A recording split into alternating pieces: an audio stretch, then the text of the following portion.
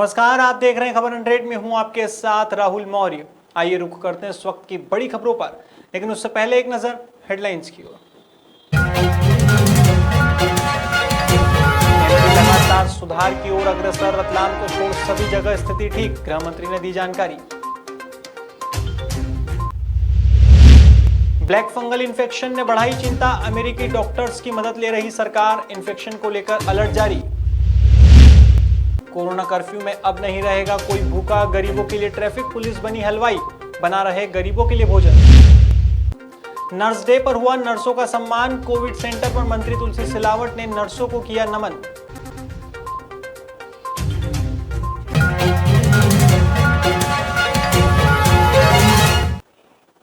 बुधवार को गृह मंत्री डॉक्टर नरोत्तम मिश्रा ने बताया कि एमपी लगातार सुधार की ओर अग्रसर है। रतलाम को छोड़कर सभी जगह स्थिति ठीक है।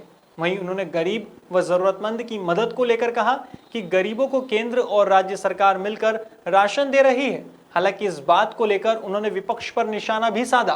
उन्होंने कहा कि कांग्रेस का एक भी नेता नहीं मिला जिसने गरीबों की मदद की हो, गरीबों को खाना खिलाया हो या फिर पानी पिलाया हो। गृह मंत्री की माने तो पूरा खानदान घर पर रहकर ही ट्विटर की राजनीति कर रहा है, इसलिए देश की जनता ने भी उन्हें घर पर बैठा दिया है। लगातार हम सुधार की ओर अग्रसर हैं। मध्य प्रदेश में कोविड नियंत्रण में आ रहा है। आज जो नए केस आए हैं वो 9018 हैं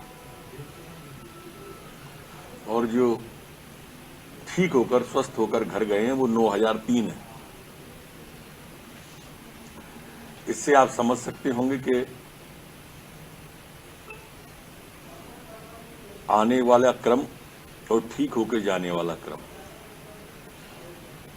दोनों ही ठीक है। पॉजिटिविटी रेट में भी पूरे प्रदेश में सुधार हुआ है। एक रतलाम अगर पूरे प्रदेश में छोड़े तो बाकी सब जगह सुधार हो रहा है। हमारा संक्रमण की दर भी 15% के नीचे आ गई है। देश के अंदर भी हम 15वें नंबर से आगे बढ़ रहे हैं। जहां 7 पे हुआ करते थे वहां 15वें पे आ गए। कोरोना संक्रमण के बीच ब्लैक फंगल इन्फेक्शन की दस्तक ने शासन प्रशासन की मुसीबत बढ़ा दी है। इस फंगल इन्फेक्शन की रोकथाम के लिए अब सरकार अमेरिकी डॉक्टर्स की मदद ले रही है। बुधवार को चिकित्सा शिक्षा मंत्री विश्वास सारंग के साथ हमीदिया के डॉक्टर्स और अधिकारियों ने अमेरिका में इस बीमारी का बड़े स्तर पर इलाज कर रहे डॉक्टर मनोज जैन से चर्चा की। सारंग ने बताया कि यह इन्फेक्शन पूरे देश में फैल रहा है, इसके लिए हमने अलर्ट भी जारी कर दिया है। साथ ही इसकी रोकथाम का रोड मैप भी तैयार किया गया है। विगत दिनों में कोविड पॉजिटिव और जो कोविड नेगेटिव पेशेंट हो चुके हैं उनमें म्यूकोरसाइकोसिस जिसको फंगल इन्फेक्शन कहते हैं उसकी बहुत शिकायतें आ रही हैं। पूरे देश में ये देखने को मिला है कि इस बीमारी के कारण बहुत तेज़ी से पेशेंट हमें देखने को मिल रहे हैं। हमारी सरकार ने तुरंत अलर्ट मोड में आकर ये निश्चय किया है कि इस बीमारी के रोकथाम और उसके उपचार के लिए हम पहले फेज़ में भोपाल के जीएमसी मेडिकल कॉलेज में और जबलपुर मेडिकल कॉलेज में म्यूकोरसाइकोसिस की यूनिट जो 10-10 बिस्तर की होगी वो शुरू करेंगे। मध्य प्रदेश में कोरोना संकट के बीच इंदौर पुलिस की एक के बाद एक मानवीयता की तस्वीरें देखने को मिल रही है। एक तरफ आम जनता की रक्षा करने के लिए पुलिस सख्ती बरत रही है, तो वहीं गरीब और जरूरतमंदों की मदद करने में भी पीछे नहीं है। दरअसल यातायात का पाठ पढ़ाने वाले ट्रैफिक जवान न सिर्फ रसोई में अपने हाथ आजमा रहे हैं, बल्कि एक से बढ़कर एक पकवान तैयार करने में जुटे हैं। इतना ही नहीं, स्वयं पेपर और थाली में पैक करते हुए भोजन के पैकेट्स तैयार कर रहे हैं। भोजन के पैकेट्स तैयार होने के बाद उसे ट्रैफिक पुलिस के जवान गरीब और जरूरतमंदों के बीच पहुंचाते हैं। इस दौरान पुलिस जवान मुंह पर मास्क और सोशल डिस्टेंसिंग का भी पालन करवाना नहीं भूलते हैं। मैं थाने के अंदर आया, मैंने अपने क्रेन स्टाफ है मुन्ना और 2-3 और लोग और हैं, उनको मैंने बोला कि हाजी साहब हैं, उनको मैंने बोला कि आप चूल्हा जला सकते हैं क्या? उन्होंने कहा हाँ रंजीत भैया। तो उन्होंने चूल्हा जलाया और मैं पास में सियागंज मार्केट है, मेरे एक दोस्त हैं सन्नी भैया, उनको मैंने फ़ोन लगाया कि यार दाल चावल निकाल दो। तो उन्होंने दाल चावल निकाल के दिया और उस दिन हमने 15 लोगों को खाना बनाया। ये स्टार्टिंग 15 लोगों से हुआ था और डे बाय डे जब हमने इसको और ढूंढना शुरू किया, मैंने फेसबुक पे इंस्टाग्राम पे लिखना शुरू किया कि फूड किसको चाहिए तो बताएं, तो वो जो डिमांड आना शुरू हो गई और इतनी तादाद मात्रा में थी और कोई पॉजिटिव लोग जो घरों के वो अंदर थे वो तो ठीक था, पर उनकी वेटिंग जो बाहर लोग कर रहे थे वो उनका जो हम लोग खाना परोसना शुरू किया तो डे बाय डे बढ़ गया। और आज यकीन मानिए 250 से 300 लोगों का खाना हम पर डे बनाते हैं अपने हाथों से और पर डे देने जाते हैं और बड़ा ऐसा सुकून मिलता है, क्योंकि ये कोई बड़ा काम नहीं कर रहे हैं, किसी पे इंसान नहीं कर रहा। हम कोरोना बीमारी से लोग मर रहे हैं और आगे भी लोग मरेंगे, पर कहीं ना कहीं मैंने देखा इस दौरान की मानवता और इंसानियत मर रही थी, पड़ोसी को खाना नहीं दे रहा था, तो मुझे बड़ा बुरा लग रहा था। तो इसको बचाने के लिए हमने कहा कि क्यों ना हमने स्टार्ट करें। इस पुनीत कार्य के पीछे ट्रैफिक पुलिस अधिकारी रंजीत सिंह ने एक महिला का हाथ बताया है। रंजीत सिंह ने कहा कि एमटीएच हॉस्पिटल के बाहर एक बुजुर्ग महिला ने हाथ देकर रोका और खाने के लिए कुछ मांगा था। इस दौरान उन्होंने अपने पर्स से पैसे निकाल कर देना चाहा, लेकिन महिला ने बोला कि पैसे तो उनके पास भी है, लेकिन लॉकडाउन के चलते उन्होंने कल रात से कुछ नहीं खाया है। इस पर रंजीत सिंह ने अपना टिफिन उस महिला को दे दिया, लेकिन मन में कुछ करने का जरूर सोच लिया था, जिसके बाद उन्होंने पुलिस थाने में भोजन तैयार कर गरीब और जरूरतमंद की सेवा करना शुरू कर दिया।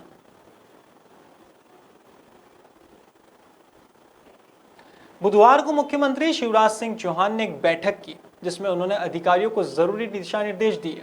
वहीं उन्होंने यह भी बताया कि ब्लैक फंगस चिंता का विषय है, हालांकि इसका इलाज संभव है, इसलिए लक्षण दिखने पर समय पर अस्पताल पहुंचे और इलाज करवाएं।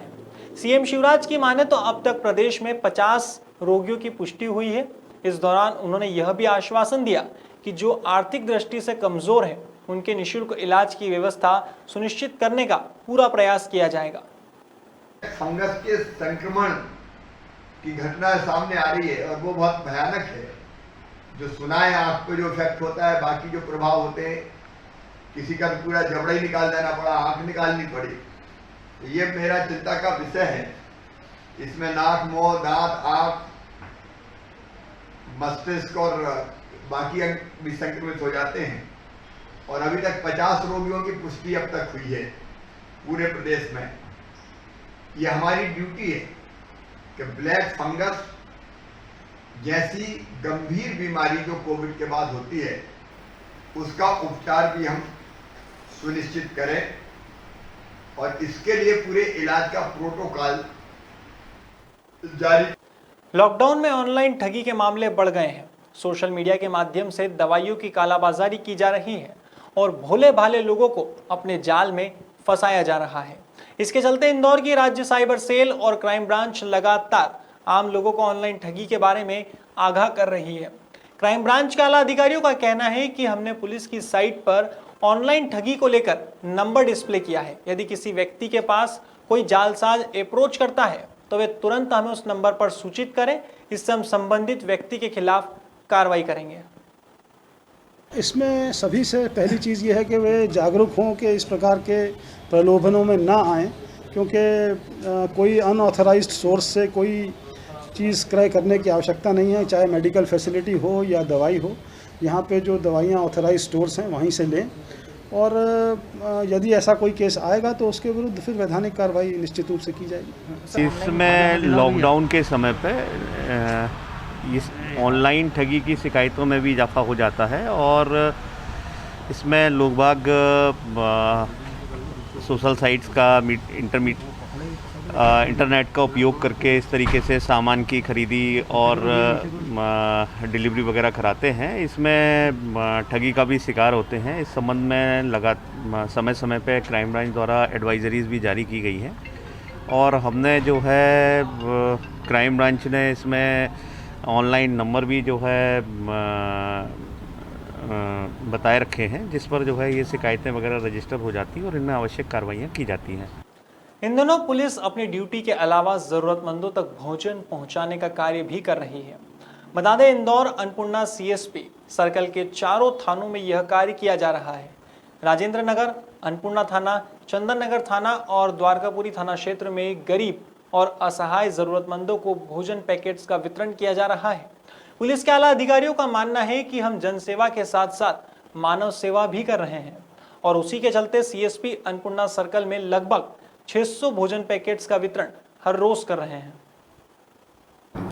ऐसे लोगों के लिए हम लोगों को एक जगह ऐसा बना लिया है कि वहाँ खाना पैकेट बनते हैं, लंच पैकेट सभी थानों में डिस्ट्रीब्यूट हो जाते हैं और हमारी एक मोबाइल भी अधिगृहित सभी के लिए इसी काम में लगी हुई है कि दोपहर में 12-1 बजे उनके पैकेट्स आ जाते हैं। जो फुटपाथ में हैं ऐसे लोगों को, जो घर में निराश्रित हैं, जो खाना नहीं बना सकते, ऐसे लोग चिन्हित करके हम लोग प्रतिदिन उनको वितरित करवाते हैं। चारों थाना क्षेत्रों की बात करें तो लगभग कितने पैकेट सामान वितरित करते हैं? एक थाने में करीब 180 ऐसा। हमारे एसपी साहब जो है महेश चंद जैन साहब के नेतृत्व में ये चल रहा पूरा काम और एडिशनल एसपी साहब हैं, तो हम लोग सब लोग इसमें मॉनिटर करके और किसको कहाँ ज़रूरत पड़ती रहती सभी थाना क्षेत्र में भिजवाते रहते हैं। इसके अलावा और क्या मदद करी जाएगी? अंतर्राष्ट्रीय नर्स डे पर मंत्री तुलसी सिलावट ने इंदौर के सावेर में कोविड हॉस्पिटल की नर्सों को पुष्पगुच्छ भेंट कर नमन किया। साथ ही कोविड सेंटर पर अपनी सेवाएं दे रही नर्सों का सम्मान भी किया। इस मौके पर तुलसी सिलावट का कहना था कि अंतर्राष्ट्रीय नर्स डे पर हम सभी नर्सों का और शहर की रक्षा के लिए काम कर रहे सभी कर्मचारियों का सम्मान करते हैं। वहीं उन्होंने यह भी कहा कि जल्द ही एक कमेटी बनाई जाएगी जो कर्मचारियों का विशेष सम्मान करेगी। आज उनको, उनकी सेवा को, उनके विश्वास को, उनके समर्पण को मुख्यमंत्री की ओर से, स्वास्थ्य मंत्री की ओर, मेरी तरफ से उनको प्रणाम करता हूँ। और इस संकट में, इस महामारी में, इस कोविड में इस समर्पित भाव से योद्धा के रूप में अपने परिवार को छोड़कर हमारे परिवार की रक्षा जो कर रहे हैं ये और कोई नहीं कर सकता। एक बेटी, एक बहन और एक माँ कर सकता है। इसलिए मैंने आज उन्हें बधाई और शुभकामनाएं दी है।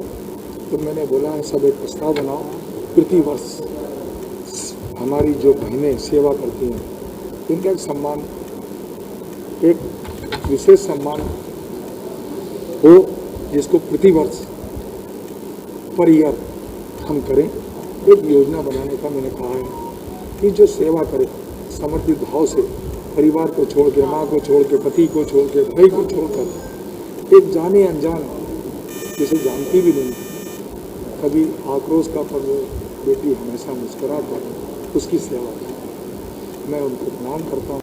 उज्जैन जिले के तराना में कोरोना संक्रमण की दर लगातार बढ़ रही है। ऐसे में सांसद अनिल फिरोजिया और जिला अध्यक्ष बहादुर सिंह बोरमुंडला लगातार क्षेत्र का दौरा कर रहे हैं। बुधवार को भी दोनों ही जनप्रतिनिधि तराना के सिविल अस्पताल पहुंचे। यहां उन्होंने 5 ऑक्सीजन कंस्ट्रक्शन मशीन दीना कॉन्वेंट स्कूल में बने कोविड सेंटर में भेंट की। इसके बाद रेस्ट हाउस पहुंचे जहां तराना मंडल के पूर्व अध्यक्ष राजेश पलोड़ के दुखद निधन पर 2 मिनट का मौन रखकर श्रद्धांजलि अर्पित की। ये 5-10 लीटर के ऑक्सीजन कंसंट्रेटर लेके आए हैं ताकि ये जो 5 ऑक्सीजन कंसंट्रेटर है ये 2 व्यक्ति को लग सकते हैं, 2 व्यक्ति की जान को बच सकती है। हम यहाँ पे तराना में ज़्यादा से ज़्यादा सुविधा उपलब्ध करा रहे हैं पूरे ज़िले में।